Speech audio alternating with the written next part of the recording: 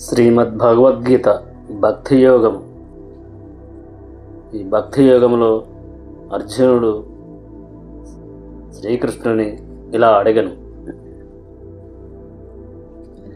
నీ భక్తియుత సేవలో సదాయుక్తముగా నియుక్తులైన వారు మరియు అవ్యక్త నిరాకార బ్రహ్మమును ధ్యానించువారు అను ఇరువురిలో ఎవరు మిగుల పరిపూర్ణులని భావింపబడుదురు అని అర్జునుడు శ్రీకృష్ణుని అడిగెను. సహాకార నిరాకార విశ్వరూపముల గూర్చియు పలు రకములైన భక్తులు మరియు యోగులు గూర్చియు శ్రీకృష్ణ భగవానుడు ఇంతవరకు వివరించెను. సాధారణముగా ఆధ్యాత్మికులు సహకారవాదులు మరియు నిరాకారవాదులను రెండు తరగతులుగా విభజించబడి ఉందురు. రూపమునందు అనురక్తుడైన భక్తుడు తన సంపూర్ణ శక్తిని వినియోగించి శ్రీకృష్ణుని భగవానుని భక్తియుత సేవలో నిమగ్నుడై ఉండును. కానీ నిరాకారవాది అయిన శ్రీకృష్ణుడు ప్రత్యక్ష సేవలోనూ నిలువక అవ్యక్త నిరాకార బ్రహ్మ ధ్యానమునందు నిమగ్నుడై ఉండును. పరతత్వానుభూతికి గల పలు విధములైన పద్ధతులలో భక్తియోగము అత్యంత ఉత్కృష్టమైనదని తెలుపబడినది. శ్రీకృష్ణ భగవానుని సన్నిహిత సాహచర్యమును వాంఛించినచో మనుజుడు ఆ దేవదేవుని భక్తియుత సేవను తప్పక స్వీకరింపవలసి ఉన్నది. భక్తి యోగము ద్వారా దేవదేవుని ప్రత్యక్షముగా సేవించువారు సహకారవాదులు అని అంటారు. నిరాకార బ్రహ్మ ధ్యానమునందు నియుక్తులైన వారు నిరాకారవాదులు. ఈ ఇరువురిలో ఎవరిది ఉత్తమ స్థితి అని అర్జునుడు ప్రశ్నించుచున్నాడు. పరతత్వం అనుభూతికి పలు మార్గాలు ఉన్నను తన భక్తియుక్త సేవయే ఆ మార్గములన్నింటికి యందు అత్యంత ఘనమైనదని శ్రీకృష్ణ భగవానుడు పలికెను. ఈ భక్తి యోగము అత్యంత ప్రత్యక్ష మార్గమే కాక దేవదేవుని సహచర్యమును పొందుటకు సులభతరమైనది విధానము ఉన్నది. జీవుడు ఆధ్యాత్మిక స్ఫులింగమే కాని దేహము కాదనియు మరియు పరతత్వమును ఆధ్యాత్మిక సంపూర్ణతత్వము అనియు శ్రీకృష్ణ భగవానుడు భగవద్గీత యొక్క 2వ అధ్యాయమున వివరించియున్నాడు. అట్టి జీవుడు సంపూర్ణతత్వపు అంశ అయిన కారణముగా తన శ్రద్ధ అంతను సంపూర్ణతత్వము వైపునకే మరలించవలెనని శ్రీకృష్ణ భగవానుడు పలికెను. మరణ సమయమున కూడా శ్రీకృష్ణ భగవానుని స్మరించుచు మనుజుడు శీఘ్రమే ఆధ్యాత్మిక లోకమునకు చేరగలడని శ్రీకృష్ణ భగవానుడు తెలుపెను. తనను గూర్చియే సదా అంతరమున తలచేడి మనుజుడు యోగులందరిలోనూ పూర్ణితుడవుతాడని శ్రీకృష్ణ భగవానుడు పలికను. శ్రీకృష్ణుడు స్పష్టముగా పలికి ఉన్నాడు. అనగా శ్రీకృష్ణుని రూపము నుండే సర్వులు అనురక్తి కలిగి ఉండవలెననుట అన్ని శ్రీకృష్ణ భగవానుడే పలికను అని సారాంశం. అది ఏ అత్యున్నతమైన ఆధ్యాత్మికమైన అనుభవం ఉన్నది. అయినను శ్రీకృష్ణుని రూపమునందు అనురక్తులు కానివారు కొందరు ఉందురు. ఆ రీతి రూపమునందు దృఢముగా అవాసక్తులైన వారు తమ గీతాభ్యాసములందును వారు జనులను కృష్ణుడి నుండి మరలించి వారి భక్తిని నిరాకార బ్రహ్మజ్యోతిలో నిలుచుచున్నట్లు చేయుదురు కొందరు. పరతత్వము యొక్క అవ్యక్తమును మరియు ఇంద్రియాతీతములను అగు నిరాకార రూపమును ధ్యానించుటకే వారు ప్రాధాన్యం ఇచ్చెదరు. అనగా వాస్తవమునకు ఆధ్యాత్మికులలో 2 తరగతుల వారు కలరు.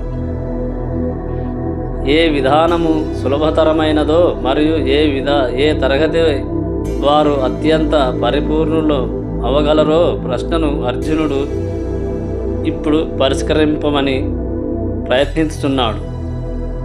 అనగా తాను శ్రీకృష్ణ రూపమునందు అనురక్తుడై ఉన్నందున తన పరిస్థితిని అర్జునుడు తెలుసుకున్నాడు కాబట్టి అతడెన్నడూను నిరాకార బ్రహ్మమునందు అనురక్తుడు కాలేదు. కనుక తన స్థితి సురక్షితమైనది కాదో అతడు కోరుచున్నాడు. వాస్తవమునకు భౌతిక జగమునందు కానీ ఆధ్యాత్మిక జగమునందు కానీ నిరాకార రూపము ధ్యానమునకు ఒక సమస్య వంటిది. పరతత్వపు నిరాకార భావనము ఎవ్వరికి పూర్ణముగా సాధ్యము కాదు. కనుకనే అట్టి కాల వ్యయముచే ఏమి ప్రయోజనము అని అర్జునుడు పలకగోరుచున్నాడు శ్రీకృష్ణునితో. ఇతర రూపముల అన్నింటినీ అవగతము చేసుకొనగలుగుటయే గాక తన కృష్ణ ప్రేమయందు కలతయు సంభవించునందున శ్రీకృష్ణుని రూపమునందే అనురక్తుడు అగుట పరమోత్తమమని అర్జునుడు పలికింది. 11వ అధ్యాయమున అనుభవమును గడించియున్నాడు అర్జునుడు శ్రీకృష్ణ భగవానుని వేసిన ఈ ముఖ్యమైన ప్రశ్న పరతత్వము యొక్క సాకార నిరాకార భావమునందలి భేదమును విశదీకరింపగలవు. శ్రీకృష్ణుడు అర్జునుడు అడిగిన ప్రశ్నలకి శ్రీకృష్ణుడు ఇలా పలికెను: నా స్వీయ రూపమునందు మనస్సును లగ్నము చేసి దివ్యమును ఘనమును అగు శ్రద్ధతో సదా నా అర్చనమునందు నియుక్తులైన వారు అత్యంత పరిపూర్ణులు అని నేను భావింతును. వారు అత్యంత పరిపూర్ణులుగానే నన్ను చేరుదురు అని శ్రీకృష్ణ భగవానుడు చెప్పుచున్నాడు. అర్జునుని ప్రశ్నకు సమాధానముగా శ్రీకృష్ణుడు భగవానుడు తన స్వయరూపమును ధ్యానించుచు శ్రద్ధభక్తులను గుడి తనను పూజించువారు శ్రద్ధాభక్తులచే కూడి తనను పూజించిన వారు యోగమునందు పరిపూర్ణులు అగుదురని స్పష్టముగా పలికెను. సర్వము కృష్ణుని కొరకే పునరింపబడుచున్నందున అట్టి కృష్ణ భక్తి భావనలో ఉన్న వానికి ఎట్టి భౌతిక కర్మలను ఉండవు. అటువంటి కృష్ణ భక్తి రసభావనలో భక్తుడు సంతతమగ్నుడై ఉండును. శ్రీకృష్ణుడు ఇలా అంటాడు: కొన్ని మార్లు అతడు జపమును గావించును, కొన్నిసార్లు కృష్ణుని గూర్చిన శ్రవణమును లేదా పఠనమును కొనసాగించును, మరికొన్నిసార్లు కృష్ణునికై ప్రసాదమును తయారు చేయును, ఇంకొన్నిసార్లు కృష్ణుని నిమిత్తమైన అవసరమైనదే ఖరీదు చేయుటకు అంగడికి పోవును, ఇంకను మందిరమును శుభ్రము చేయుట, భగవానుని భోజన పాత్రను కడుగుట వంటి కార్యములు నొసగునంచి కర్మలు చేయువారు విధముగా అతడు శ్రీకృష్ణ కర్మలకు అంకితము కాకుండా క్షణకాలమును వృధా చేయడు. అటువంటి కర్మ సంపూర్ణముగా సమాధిగతమై ఉండును అని శ్రీకృష్ణుడు పలుకుతున్నాడు. ఇంద్రియాది అతీతమును సర్వవ్యాపకమును అచింత్యమును మార్పు రహితమును స్థిరమును అచలనమును అగు అవ్యక్త తత్వమును పరతత్వపు నిరాకార భావనను సర్వేంద్రియ నిగ్రహము మరియు సర్వుల ఎడ సమభావము కలిగి పూర్ణముగా ఉపాసించు సర్వభూత హితులైన వారు సైతము అంత్యమున నన్ను పొందుదురు, చివరికి నన్నే చేరుకొందురు అని శ్రీకృష్ణ భగవానుడు తెలుపుచున్నాడు. శ్రీకృష్ణుడు ఇలా పలికను: దేవదేవుడైన శ్రీకృష్ణుడే ప్రత్యక్షముగా పూజింప, అదే గమ్యమును పరోక్ష మార్గమున సాధింప ప్రయత్నించువారు సైతము అంత్యమున ఆ పరమగమ్యమైన శ్రీకృష్ణుని చేరగలరు అని శ్రీకృష్ణ భగవానుడే చెప్పుచున్నాడు. బహుజన్మల పిదప అనేక జన్మల తరువాత జ్ఞాని అయిన వాడు వాసుదేవుడే సర్వస్వమని తెలిసి నన్ను శరణు వేడుచున్నాడు. అనగా బహుజన్మల పిదప సంపూర్ణ జ్ఞానము ప్రాప్తించినంతనే మనుజుడు శ్రీకృష్ణుని శరణ కోరుచున్నాడు. ఈ విధానం ద్వారా మనుజుడు దేవదేవుని చేర కోరినచో ఇంద్రియ నిగ్రహమును కలిగి సర్వులకు సేవను చేయుచు సర్వజీవుల హితకార్యములందు నిమగ్నుడై కావలసి ఉండును. అనగా ప్రతి ఒక్కరూ శ్రీకృష్ణుని దరి చేరవలసి ఉన్నదని తలచిన వారు లేని ఎడల పూర్ణానుభవమునకు ఆస్కారమే లేదని గ్రహించవచ్చు. అట్టి శ్రీకృష్ణ భగవానునికి సంపూర్ణ శరణాగతిని పొందుటకు పూర్వం మనుషుడు తీవ్ర తపస్సులు చేయవలసి ఉండును. శ్రీకృష్ణుడు ఇలా పలికను: జీవ హృదయస్థుడైన పరమాత్మను గాంచుటకై దర్శనము, శ్రవణము, ఆస్వాదనము, కర్మలు వంటి ఇంద్రియ కర్మల నుండి మనుషుడు విరమింపవలెను. ఆ సమయముననే పరమాత్ముడు సర్వత్రా కలడనేడు అవగాహనకు అతడు రాగలడు అని శ్రీకృష్ణ భగవానుడు పలికెను. శ్రీకృష్ణుడు ఇలా అంటాడు: ఈ సత్య దర్శనము పిమ్మట అతడు ఏ జీవిని ద్వేషింపడు. అట్టి భావనలో అతడు బాహ్య తొడుగును గాక ఆత్మను వీక్షించుచుండుటచే మానవునికి జంతువునకు నడుమ భేదము గాంచడు. కానీ ఇట్టి నిరాకార అనుభవ విధానము సామాన్యులకు అత్యంత కఠినమైనది అని శ్రీకృష్ణ భగవానుడు తెలిపెను.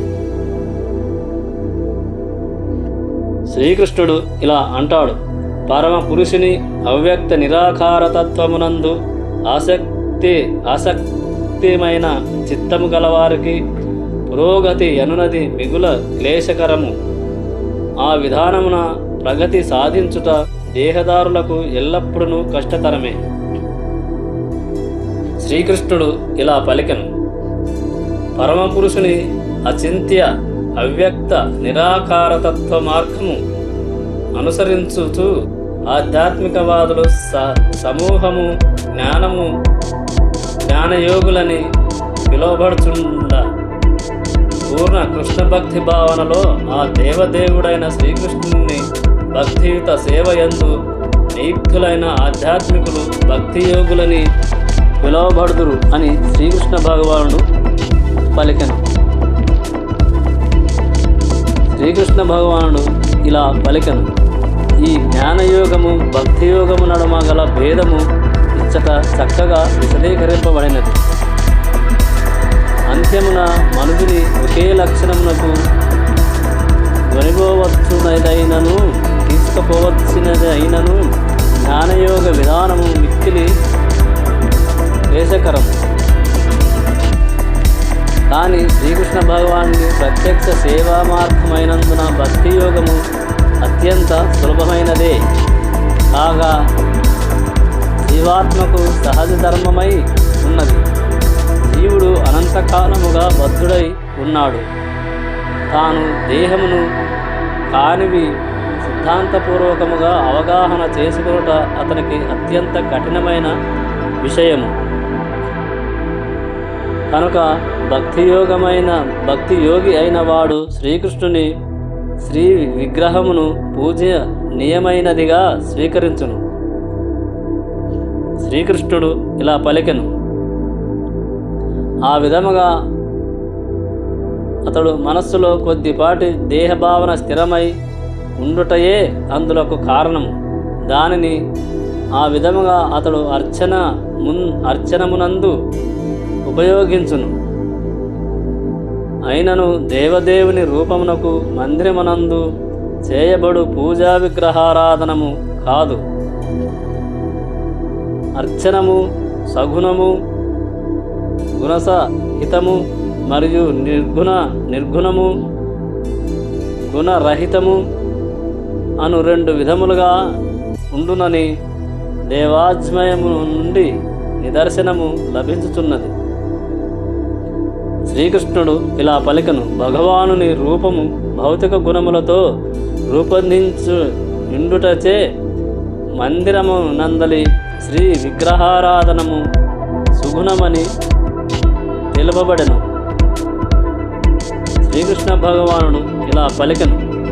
భగవానుని రూపము ఆ విధముగా భౌతికములైన రాయి, దారువు లేదా తైల వర్ణ పటములతో సూచింపబడినను అదెన్నడను నిజమునకు భౌతికము కాదు. అది ఏ దేవదేవుని పూర్ణ స్వభావమై ఉన్నది. ఒక సాధారణ ఉదాహరణను ఇచ్చట వెసగవచ్చును. మార్గమధ్యమున మనం ఎన్నియో తపాలా పెట్టెలను గాంచుచుందుము. మన ఉత్తరములను వాటిలో వేసినచో ఎటువంటి కష్టము లేకుండా అవి గమ్యస్థానమును చేరగలవు. కానీ ఏదైనా ఒక పాత పెట్టెలో లేదా తపాలా కార్యాలయము వారిచే అధీకృతం చేయబడని నట్టి తపాలా కార్యాలయముకు సంబంధం లేనటువంటి పెట్టెలో నకిలీ పెట్టె అట్టి కార్యమును చేయజాలదు. అదే విధముగా అర్చా విగ్రహమని పిలువబడు శ్రీ విగ్రహమునందు భగవానుడు ఆధీకృతమైన ప్రాతినిధ్యమును కలిగి ఉన్నాడు. శ్రీకృష్ణుడు ఇలా పలికెను. శ్రీ విగ్రహమునందు భగవానుడు ఆధీకృతమైన ప్రాతినిధ్యమును కలిగి ఉన్నాడు.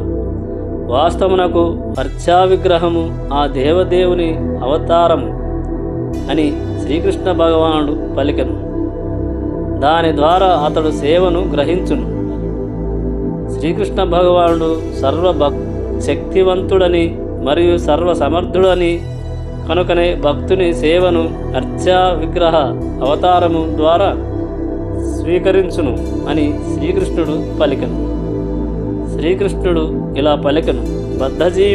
జీవితమున నిలిచిన మనుషునికి సౌకర్యము కలిగించు నిమిత్తమే అతడట్లు అర్చా విగ్రహ అవతారము ద్వారా సేవలను చేయవచ్చును. శ్రీకృష్ణుడు ఇలా పలికెను. కావుననే శ్రీకృష్ణ భగవానుని శీఘ్రమున మనము ప్రత్యక్షముగను దరిచేరుట యందు భక్తులకు ఎట్టి కష్టము లేదు. శ్రీకృష్ణుడు ఇలా పలికెను. కానీ ఆధ్యాత్మిక అనుభవమునకు నిరాకార మార్గమును అనుసరించువారులకు మార్గము కష్టతరమై ఉన్నది. వారు భగవానుని అవ్యక్త ప్రతినిధ్యమును ఉపనిషత్తుల వంటి వేదాధ్యయనము ద్వారా అవగతము చేసుకొనుట, భాషను నేర్చుట, వాని అందలి అగోచర భావములను అవగాహనము చేసుకొనుట చేయవలసి ఉండును. ఈ విధానములన్నింటినీ వారు అనుభూతమునర్చుకొనవలసి ఉండును. సామాన్య మానవునకు ఇది సులభమైనది కాదు. శ్రీకృష్ణుడు ఇలా పలికెను. కానీ భక్తియోగమున నియుక్తుడైన శ్రీకృష్ణ భక్తి రసభావితుడు కేవలము ఆధ్యాత్మిక గురువు నిర్దేశము నందు వర్తించుచు శ్రీ విగ్రహమునకు నమస్కరించుచు శ్రీకృష్ణుని మహిమలను శ్రవణము చేయుచు భగవానునకు అర్పింపబడిన ఆహార శేషమును భుజించుచు శ్రీకృష్ణ భగవానుని సులభముగా చేరుకోవచ్చును అని శ్రీకృష్ణ భగవానుడే తెలిపెను. శ్రీకృష్ణుడు ఇలా పలికెను, కావున నిరాకారవాదులు అంత్యమున పరతత్వానుభవము కలగకపోవట అనేడి ప్రమాదమును కలిగిన ఆ అతి కష్టమైన మార్గమును అనవసరముగా ఎన్నుకోవడం అవసరము ఎట్టి సందేహము లేదు. కానీ సహకారవాది అయిన వాడు ఎట్టి కష్టము కానీ ప్రమాదము కానీ క్లేశము కానీ లేకుండా దేవదేవుని ప్రత్యక్షముగా దరిచేరగలడు అని శ్రీకృష్ణుడు పలికెను. ఇందుకు సంబంధించిన ఒక విషయము శ్రీమద్ భాగవతమునందు కలదు. శ్రీకృష్ణ భగవానునికే అంత్యమున మనుషుడు శరణు పొందవలసి వచ్చినప్పుడు అటు శరణాగత భావము భక్తి అనబడును.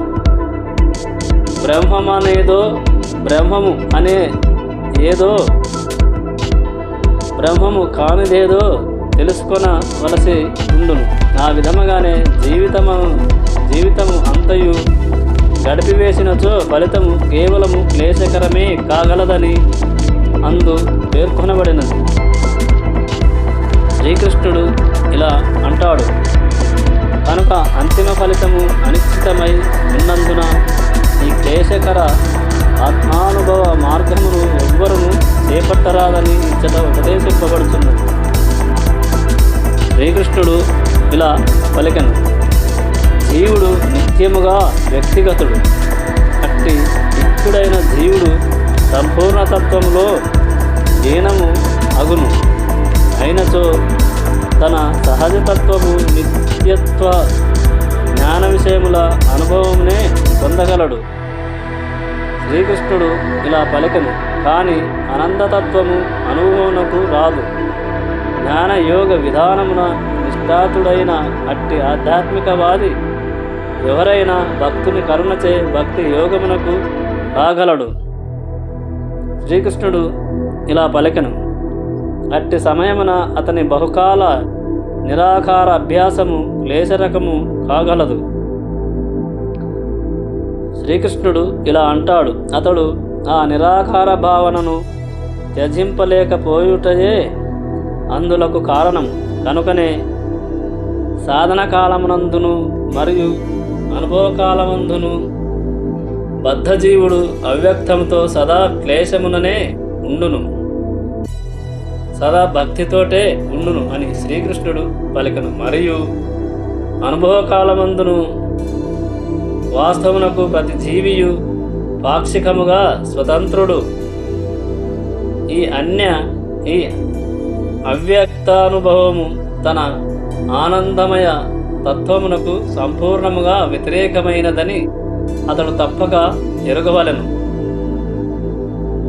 శ్రీకృష్ణుడు ఇలా అంటాడు, కనుకనే ఈ పద్ధతిని ఎవ్వరును స్వీకరించరాదు. ప్రతి జీవునికి భక్తియుత సేవలో పూర్ణ వ్యాపకమును కలిగించు కృష్ణ భక్తి రసభావన విధానమే ఉత్తమమైనదని శ్రీకృష్ణ భగవానుడు పలికెను. శ్రీకృష్ణుడు ఇలా అంటాడు, అట్టి భక్తి మార్గమును విస్మరించినచో మనుషుడు నాస్తికుడగు ప్రమాదము ఉండును.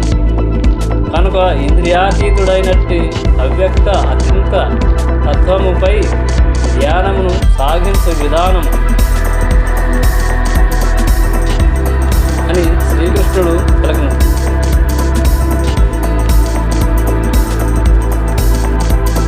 అది శ్రీకృష్ణ భగవానునిచే ఉపదేశింపబడలేదు.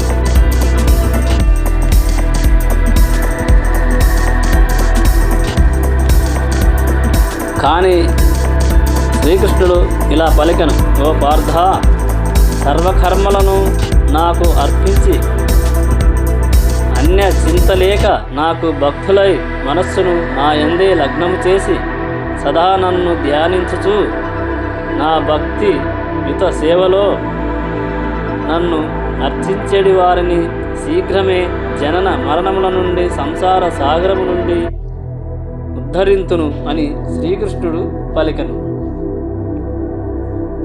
శ్రీకృష్ణుడు ఇలా అంటాడు: పరమ భాగ్యశాలురైన భక్తులు శ్రీకృష్ణ భగవానునిచే అతి శీఘ్రముగా భవసాగరము నుండి తరింపజేయబడుదురని ఇచ్చట స్పష్టముగా తెలుపబడినది.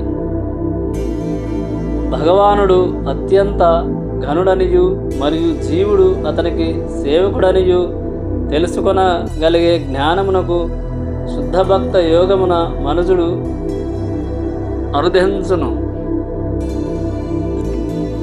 శ్రీకృష్ణ భగవానునికి సేవను గూర్చుటయే జీవుని నిజధర్మము అని శ్రీకృష్ణుడు పలికెను. అతడట్లు చేయనచో మాయను సేవింపవలసి వచ్చును అని శ్రీకృష్ణ భగవానుడు పలికెను.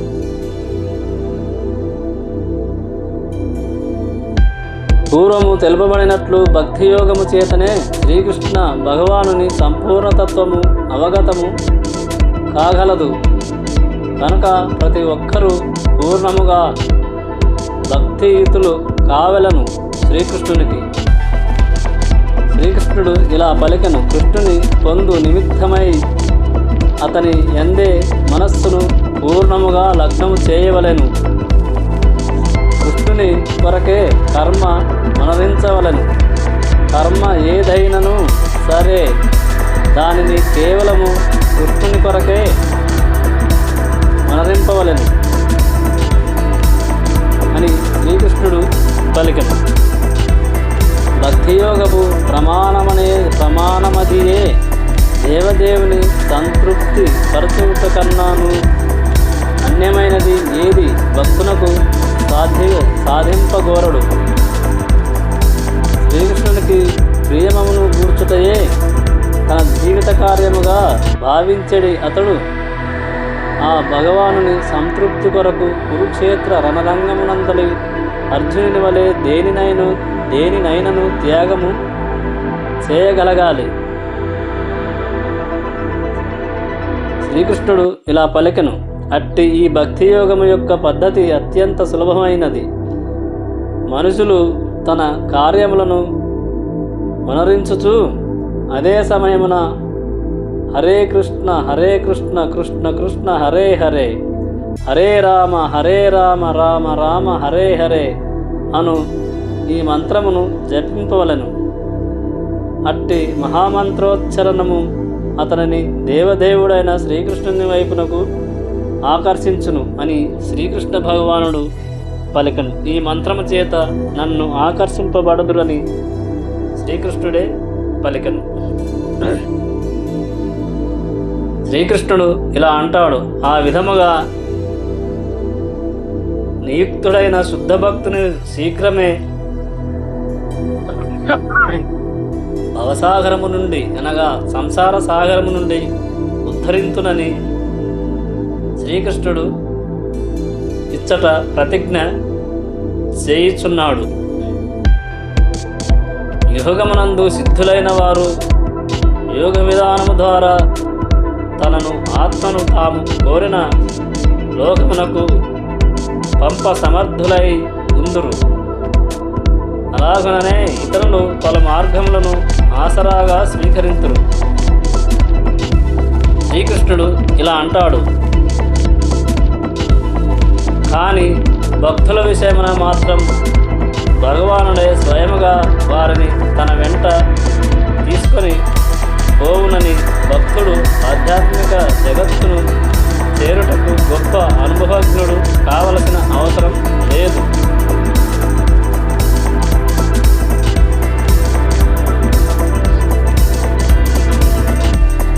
ఆత్మను ఆధ్యాత్మిక లోకములను చేర్చుటకు అష్టాంగ యోగ పద్ధతిని అభ్యసించవలసిన అవసరము లేదని శ్రీకృష్ణ భగవానుడు తెలిపెను. జై శ్రీకృష్ణ. ఈ భగవద్గీత సారాంశను విన్నవారు మీరింకో 10 మందికి జ్ఞానమును పంచగలరని మా మనవి. జై శ్రీకృష్ణ.